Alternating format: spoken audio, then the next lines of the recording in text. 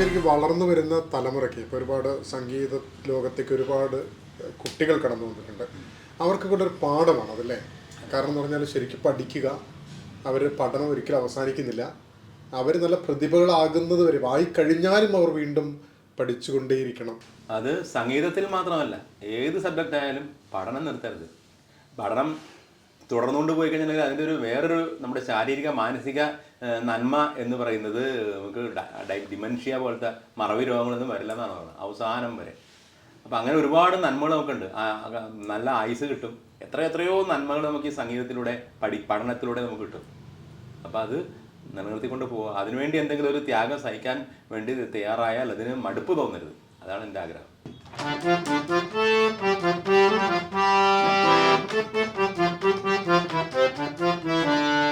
പൂനിലാമഴ പെയ്തിറങ്ങിയ രാത്രി മല്ലികൾ കോർക്കാം, മാരിവില്ലൊളി വീണലിഞ്ഞൊരു രാഗമാലിക ചൂടാം, ഇതളിതളായെന്നുള്ളിൽ പതിയെ വിടർന്നൊരു ഭാവുകമരുളാം. പൂനിലാമഴ പെയ്തിറങ്ങിയ രാത്രി മല്ലികൾ കോർക്കാം, മാരിവില്ലൊളി വീണലിഞ്ഞൊരു രാഗമാലിക ചൂടാം, ഇതളിതളായെന്നുള്ളിൽ പതിയെ വിടർന്നൊരു ഭാവുകമരുളാം. പൂനിലാമഴ പെയ്തിറങ്ങിയ രാത്രി മല്ലികൾ കോർക്കാം.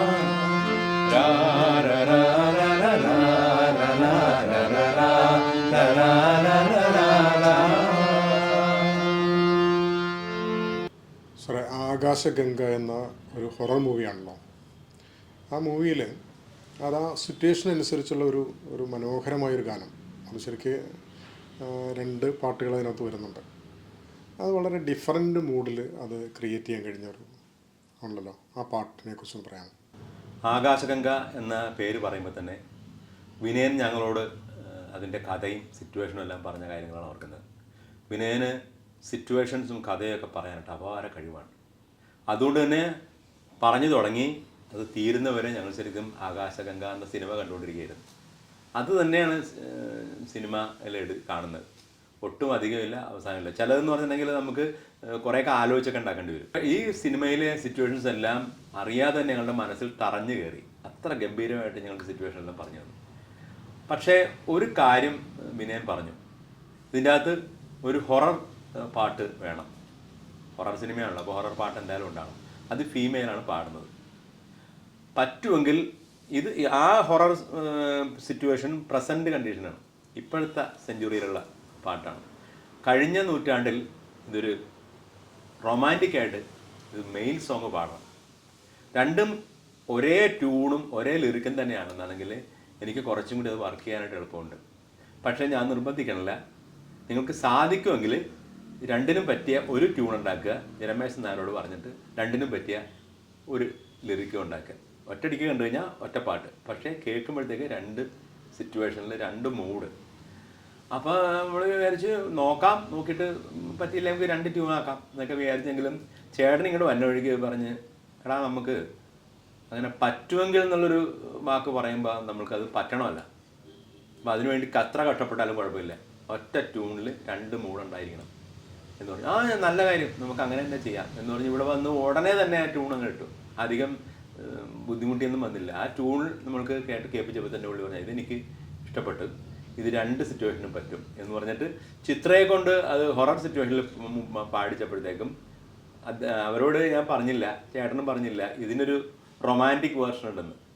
അതുപോലെ ദാസേട്ടനോട് ഇത് പറഞ്ഞപ്പോഴത്തേക്കും പാടിച്ചപ്പോഴത്തേക്കും ഇങ്ങനൊരു ഹൊറർ സിറ്റുവേഷൻ ഇതിനുണ്ടെന്നും പറഞ്ഞില്ല. അറിയാതെ ഒരു മൂഡ് ചേഞ്ച് വന്നാലോ എന്ന് കരുതിയിട്ട്. പക്ഷേ അവരത് എൻ്റെ ആത്മാർത്ഥമായിട്ട് പാടി. ചിത്ര പ്രത്യേകിച്ചും മദ്രാസിൽ പാടി പകുതി എത്തിയപ്പോഴത്തേക്കും ചിത്രക്ക് തോന്നി ഇത് ഇത്രയും പഞ്ച് പോരാ ഈ പാട്ടിന്, എനിക്ക് ഒന്നും കൂടി പാടണം ഈ പാട്ട്, അറ്റ്ലീസ്റ്റ് പകുതി കഴിയുമ്പോഴുള്ള അത് ഒന്നും കൂടി എനിക്ക് പാടണം എന്ന് പറഞ്ഞു. അതുകൊണ്ട് ഞങ്ങൾക്ക് ഒട്ടും സമയമില്ല, അവിടെ നല്ല ടൈറ്റ് വർക്കാണ്, നിങ്ങൾക്ക് എപ്പോഴാണ് എറണാകുളത്ത് സൗകര്യം എന്ന് പറഞ്ഞപ്പോഴത്തേക്കും പറഞ്ഞു ഞങ്ങൾക്ക് ഇത്ര 2 ദിവസം കഴിയുമ്പോഴത്തേക്കും എറണാകുളത്ത് ഫ്രീ ആണെന്ന് പറഞ്ഞു. എന്നാൽ ഞാൻ ആ സമയത്ത് അവിടെ വരാം. അതാണ് കമ്മിറ്റ്മെൻറ്റ് എന്ന് പറഞ്ഞു. വാനമ്പാടി ഗാനഗന്ധർവൻ്റെയൊക്കെ കമ്മിറ്റ്മെൻറ്റ് എന്ന് പറഞ്ഞതാണ്. അങ്ങനെ അവരിവിടെ രണ്ടാമത് വന്നിട്ട് എറണാകുളത്തൊരു സ്റ്റുഡിയോയിൽ ബാക്കിയുള്ള ഭാഗങ്ങൾ പാടി. പക്ഷേ കേട്ട് കഴിഞ്ഞിട്ടുണ്ടെങ്കിൽ നമുക്ക് ഒറ്റയടിക്ക് പാടിയായിട്ടേ തോന്നുള്ളൂ. അങ്ങനെ പല അനുഭവങ്ങളും ഉണ്ടായിട്ടുണ്ട്. അങ്ങനെ ഇത് എല്ലാവരുടെയും കൂടി ഒരു കോൺട്രിബ്യൂഷനാണ് ഒരു പാട്ടിൻ്റെ വിജയം എന്ന് പറയുന്നത്.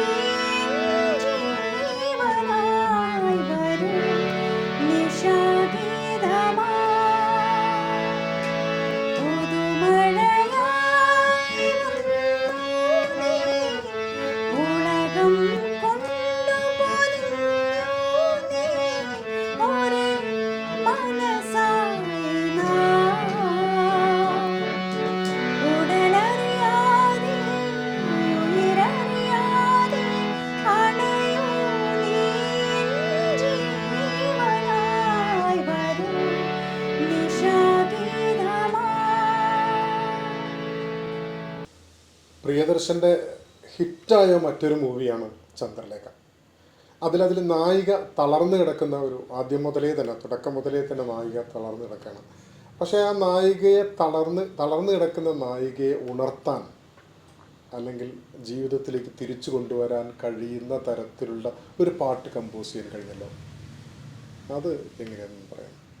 ഈ പാട്ടിൻ്റെ സിറ്റുവേഷൻ ഒരു വെല്ലുവിളി നിറഞ്ഞ സിറ്റുവേഷൻ ആയതുകൊണ്ട് ഞങ്ങൾ 3 or 4 ട്യൂൺ ഇട്ട് ഇതിനു വേണ്ടി.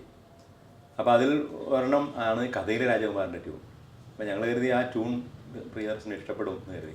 അദ്ദേഹത്തിന് ഇഷ്ടപ്പെടുകയും ചെയ്തു. പക്ഷേ അദ്ദേഹം പറഞ്ഞു എനിക്ക് ഈ സിറ്റുവേഷനിൽ അത് പറ്റില്ല, പക്ഷേ നിങ്ങൾ നല്ല സെറ്റപ്പിൽ തന്നെ കൊടുക്കണം, ഇത് സൂപ്പർ ഹിറ്റ് ആകാനുള്ളൊരു പാട്ടാണ് എന്ന് പറയും. അതുപോലെ ഞങ്ങൾ മാറ്റി വെച്ചിരുന്നു.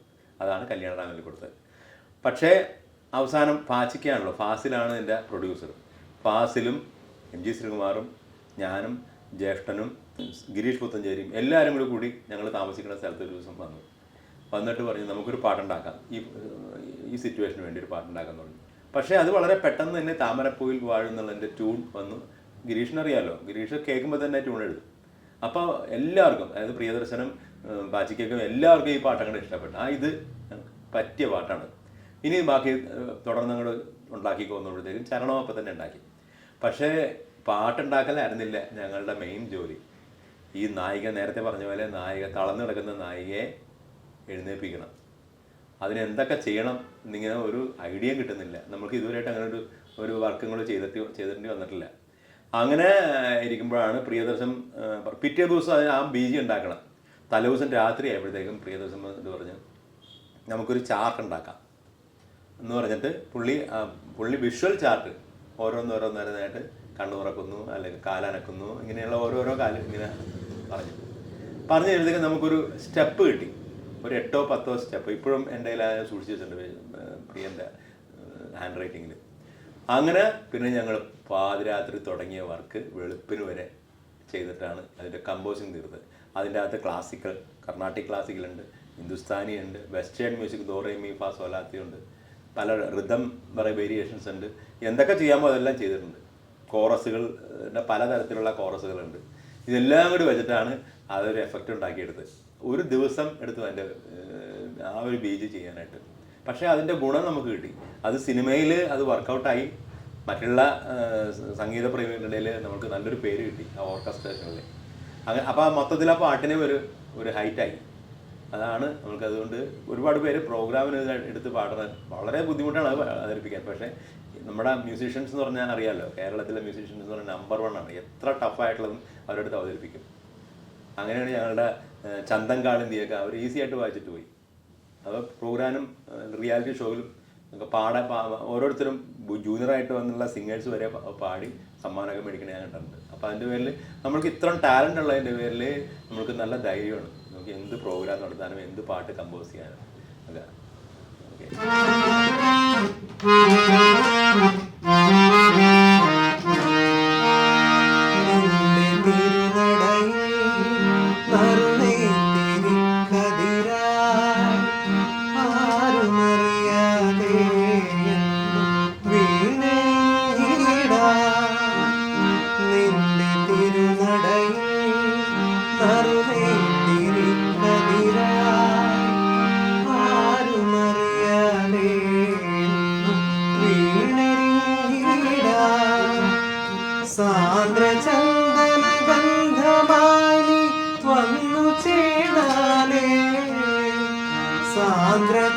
ചന്ദനഗന്ധമായി നീ വന്നു ചേർന്നാലേ എന്നുമേ ശ്രീലകം ഗമ്യമായിടൂ.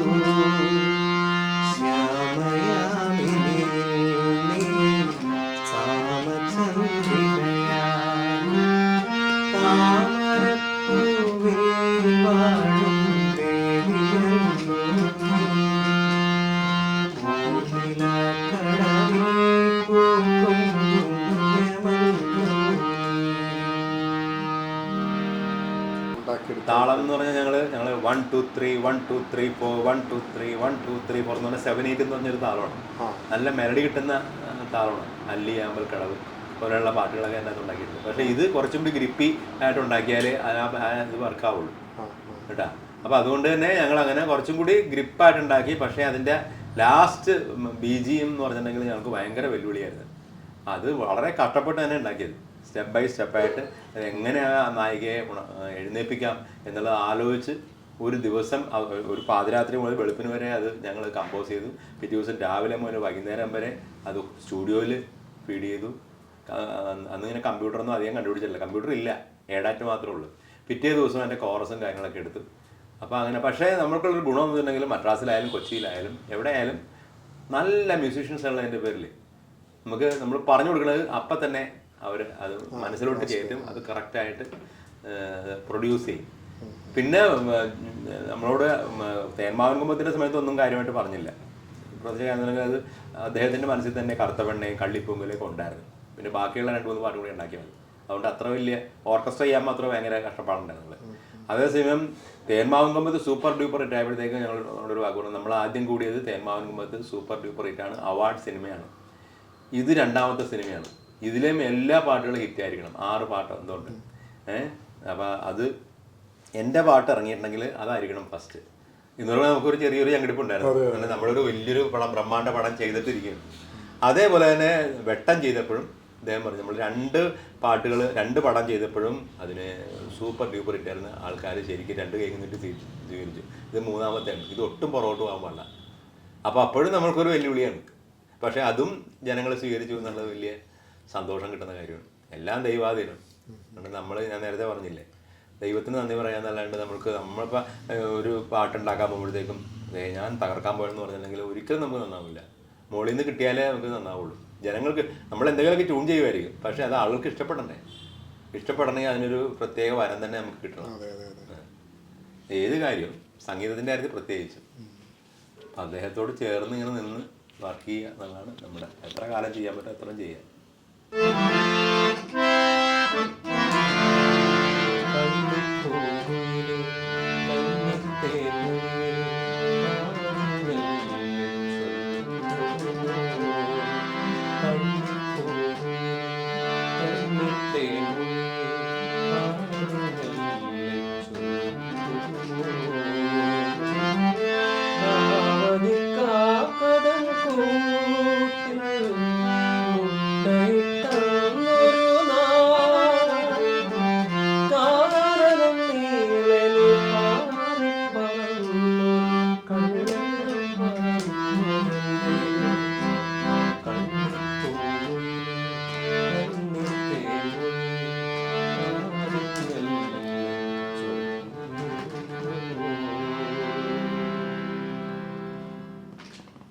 എനിക്കിത് വളരെ സന്തോഷമുള്ളൊരു ദിവസമാണ്.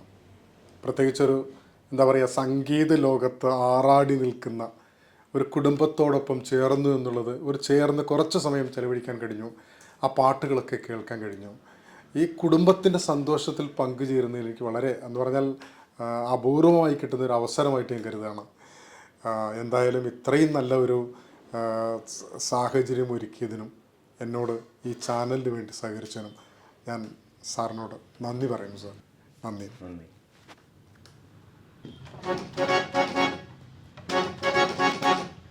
മംഗളങ്ങൾ വാരിക്കോരിച്ചൊരിയാം നമുക്ക് മധുവിധുവാസന്തരാവിൽ പട്ടുമെത്ത വിരിച്ചതിലിരുത്താം ഇവരെ കല്യാണ പാട്ടുപാടി ഉണർത്താം.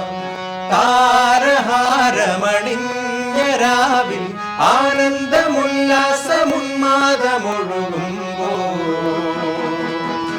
ചുവടുവെച്ചു പാടാം ശുഭരാത്രി, മനസ്സുകൊണ്ടു നേരാം ആശംസ.